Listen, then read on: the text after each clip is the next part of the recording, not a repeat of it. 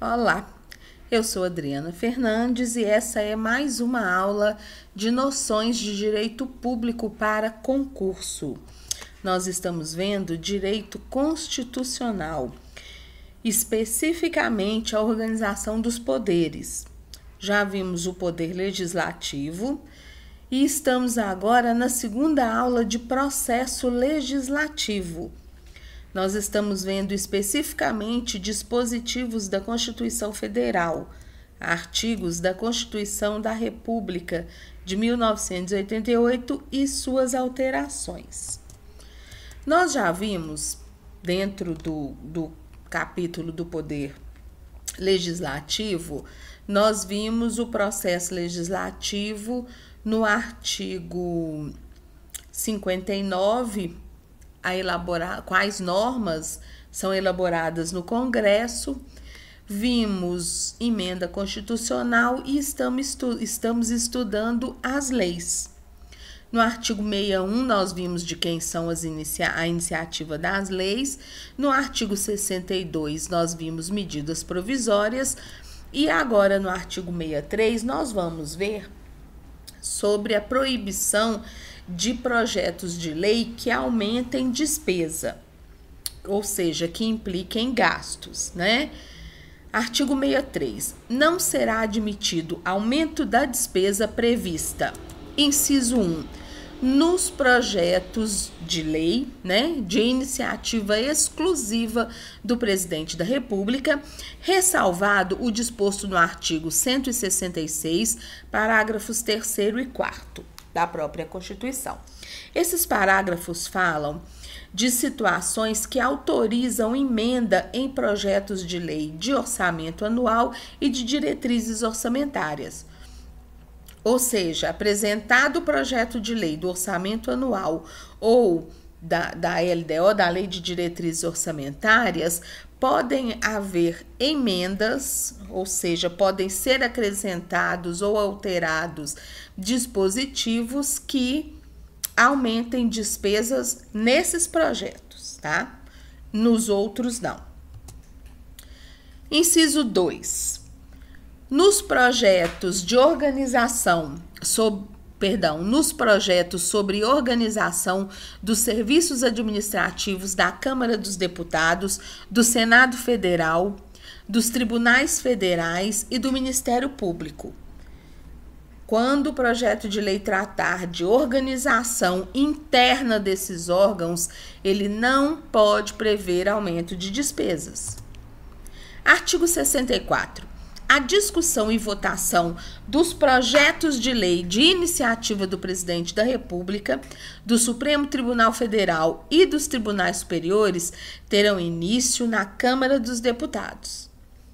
Então, guardem isso pode ser pegadinha de prova. Todo projeto de lei cuja matéria for de competência do presidente, do STF e dos tribunais superiores, ou seja, Judiciário e Presidente da República, o projeto vai começar a tramitar na Câmara dos Deputados. Tribunais superiores são o Superior Tribunal de Justiça, Tribunal Superior do Trabalho, Tribunal Superior Eleitoral e Superior Tribunal Militar. Além, e temos também o Supremo, o STF. Parágrafo 1º. O Presidente da República poderá solicitar urgência para apreciação de projetos de sua iniciativa. Então, se ele tem urgência em aprovar um projeto de lei, tem lá toda uma formalidade em que essa urgência vai ser requerida. Se, no caso do parágrafo 1º, ou seja, o presidente solicitar urgência na apreciação, na tramitação dos projetos de sua iniciativa, nesse caso, a Câmara dos Deputados e o Senado Federal, se eles não se manifestarem sobre o projeto de lei, cada qual sucessivamente, em até 45 dias, sobrestar-se-ão todas as demais deliberações legislativas da respectiva casa, com exceção das que tenham prazo constitucional determinado. até que se ultime a votação. Nós já falamos na aula passada sobre trancamento de pauta.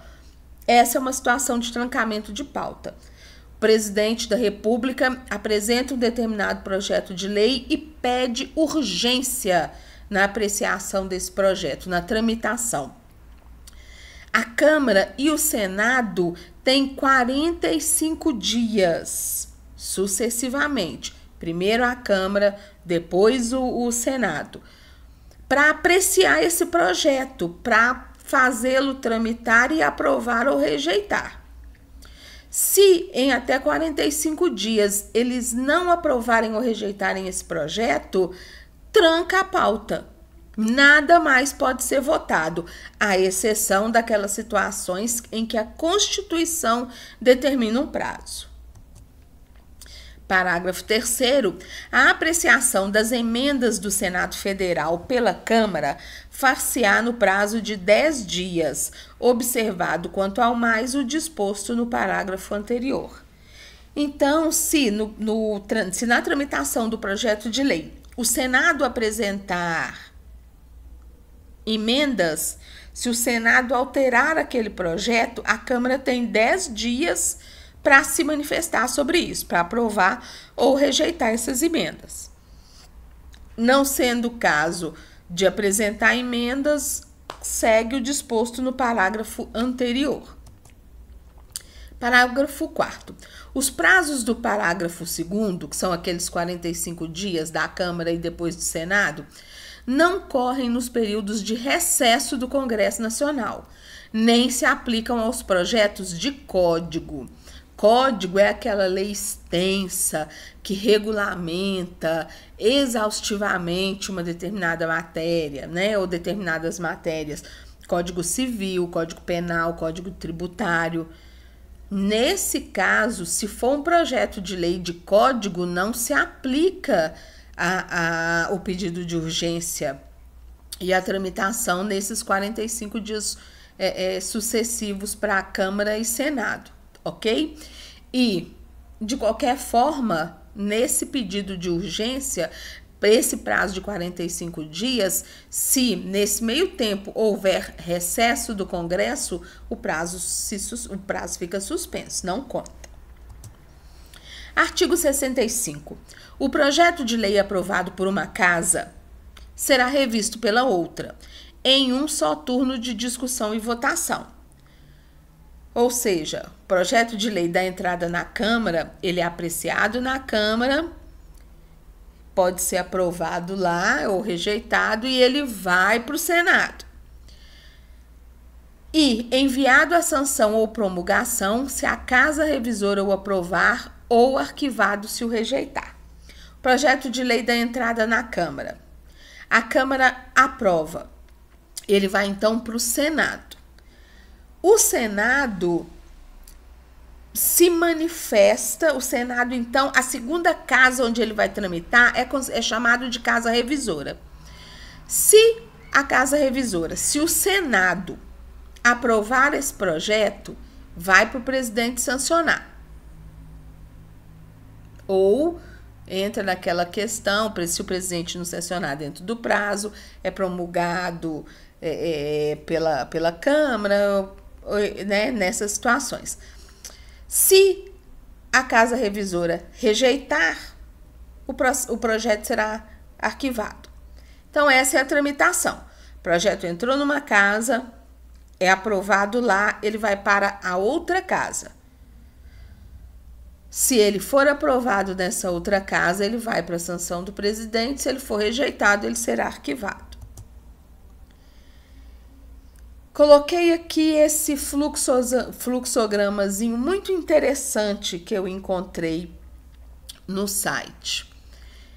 Bom, a autoridade aqui, né, de quem a gente chama iniciativa, apresenta um projeto de lei numa determinada casa. Vamos supor que seja o presidente da República ou o Tribunal Superior ou o STF. Nesse caso, a casa que inicia é sempre a Câmara, né? Então, a primeira casa onde o projeto vai tramitar. O projeto é apresentado nela. Foi aprovado nessa casa? Não. Então, ele vai ser arquivado. Foi aprovado? Foi. Então, ele segue para a casa revisora. Na casa revisora, ele recebeu emendas? Ele teve alguma alteração? Sim. Então, ele volta para a casa, para a primeira casa em que ele tramitou e, sendo aprovado, segue para a sanção do presidente ou veto. O presidente vetou? Não. Então, o presidente sanciona e publica. O presidente vetou, então ele volta para o Congresso Nacional, que em sessão única, nós já vimos isso numa outra aula, define se o veto do presidente vai ser mantido ou não. Se não for mantido, se derrubarem o veto, ele vai ser promulgado e segue para a sociedade como ordenamento jurídico a ser seguido. A casa manteve o veto, então o processo será arquivado, o projeto será arquivado. Ok? Bom, nós temos aqui, a casa iniciou o projeto, ele foi aprovado, ele passou pela casa revisora, mas ele não recebeu emendas. Ele seguiu para a casa revisora e não foi aprovado. Ele será arquivado. Ele foi aprovado pela casa revisora. Ele vai para o presidente sancionar. E, novamente, se o presidente apresentar um veto, vai para o Congresso em sessão única. Se mantiver o veto, é arquivado. Se não mantiver o veto, o projeto de lei é promulgado. Se não houver veto, o presidente sanciona e o projeto de lei vira lei e entra no ordenamento jurídico do país. Ok? Esse fluxogramazinho é bem bacana. Bom, parágrafo 4º. Os prazos, já vimos isso, já vimos o artigo 65, que era esse fluxograma. Agora, parágrafo único.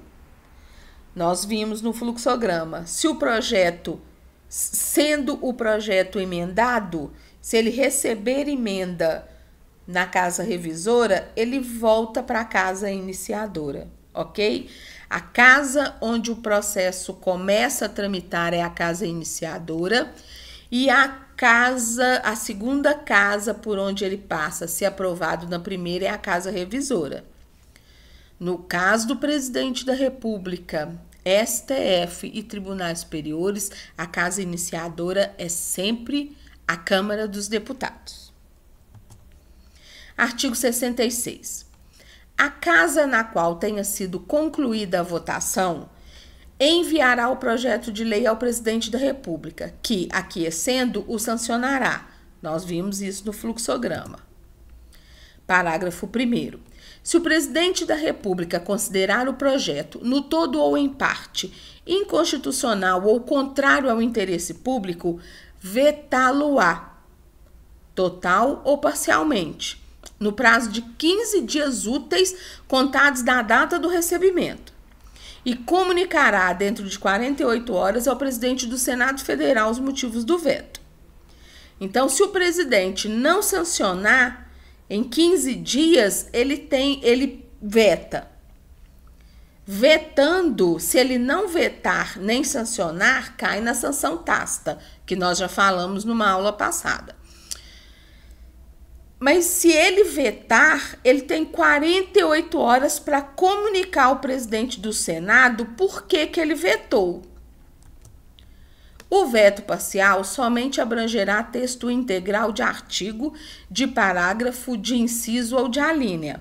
Então, se ele não concorda com um artigo ou um parágrafo de um artigo, ele veta parcialmente, ele veta só aquele dispositivo.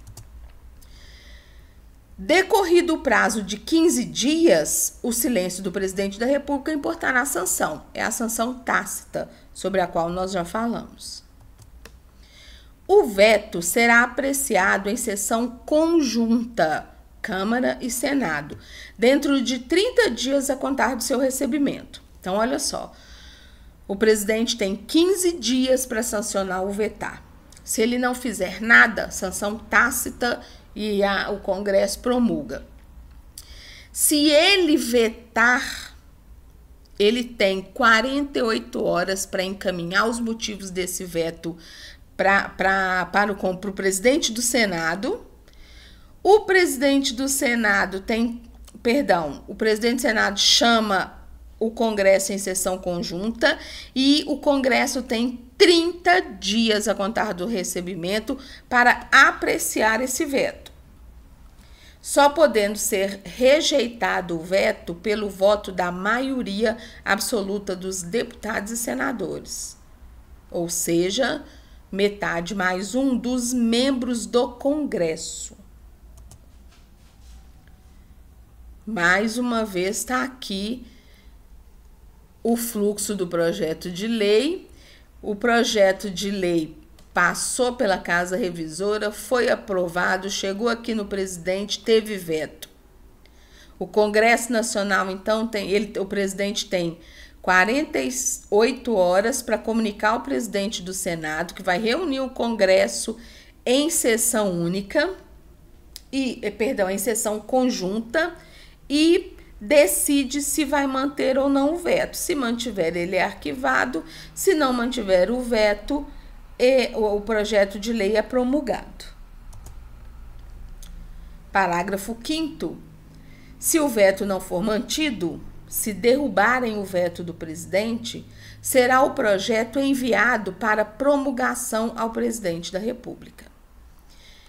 Parágrafo 6º. Esgotado sem deliberação o prazo estabelecido no parágrafo 4º, ou seja, se o Congresso não analisar o veto dentro daqueles 30 dias, o veto será colocado na ordem do dia da sessão da sessão imediata, sobrestadas as demais proposições até sua votação final. Ele tranca a pauta. Parágrafo 7º. Se a lei não for promulgada dentro de 48 horas pelo presidente da República, ou seja, nós temos aqui então a situação que o Congresso derrubou o veto, foi para o presidente promulgar a lei.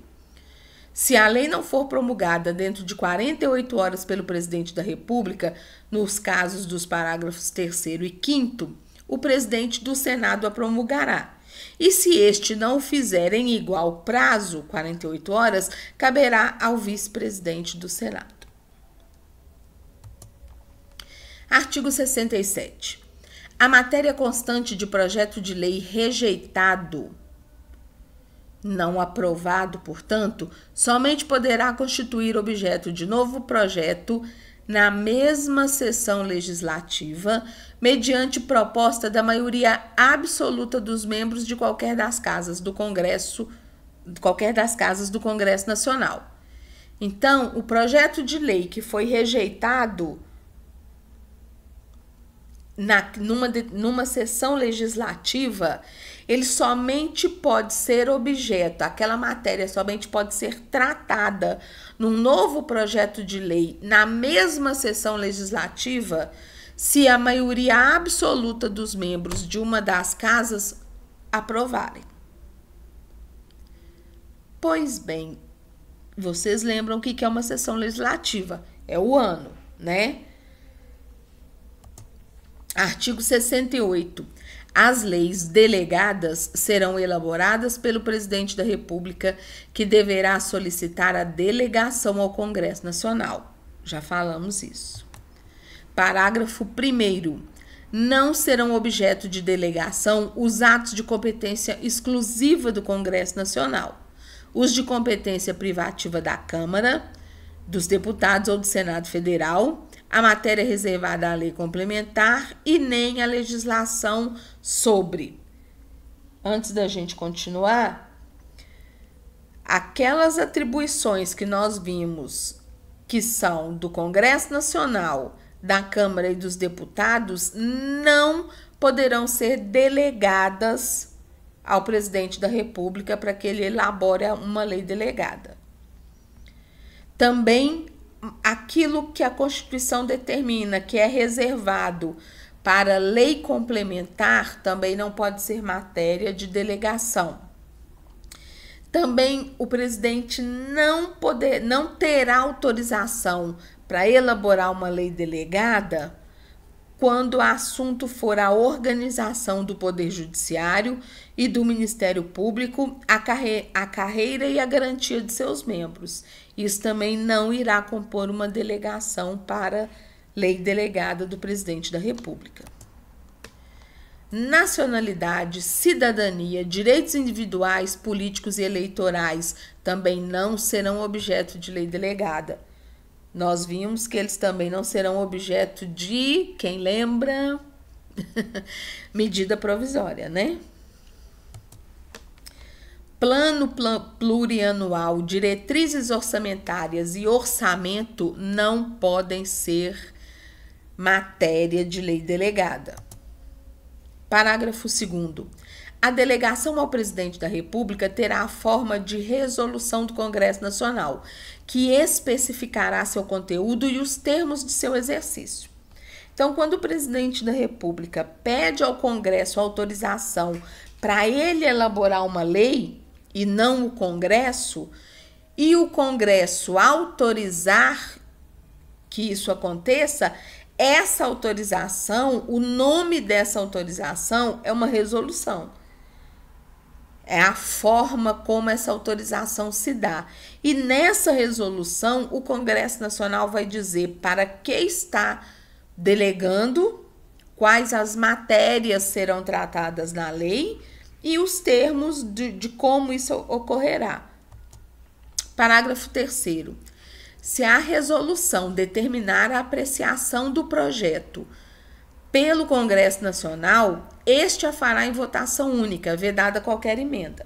Bom, se ao emitir a autorização por resolução, o Congresso Nacional entender que, mesmo delegando o projeto de lei elaborado pelo presidente, não pode ser por ele diretamente sancionado e promulgado sem passar pelo Congresso, então ele vai ocorrer em votação única, ou seja, sessão conjunta, e não será admitido nenhuma emenda, nenhuma alteração.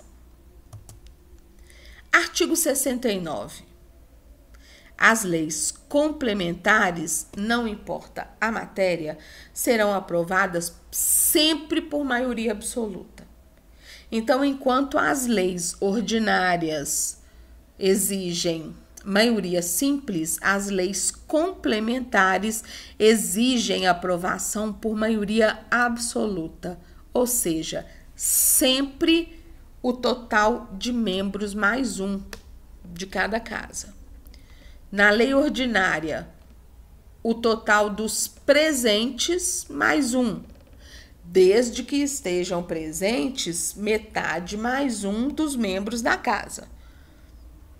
Aqui nas leis complementares, a votação será sempre por maioria absoluta, sempre por total de metade dos membros mais um.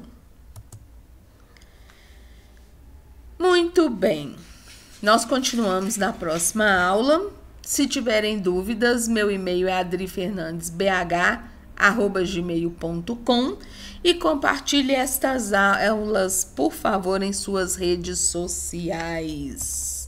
Eu já contei para vocês e eu vou continuar contando que eu sou autora de livros, são livros excelentes que, se eu fosse você, eu comprava não só para mim, mas também indicaria aos meus amigos, conhecidos e parentes, ok? Muito obrigada, até o próximo vídeo.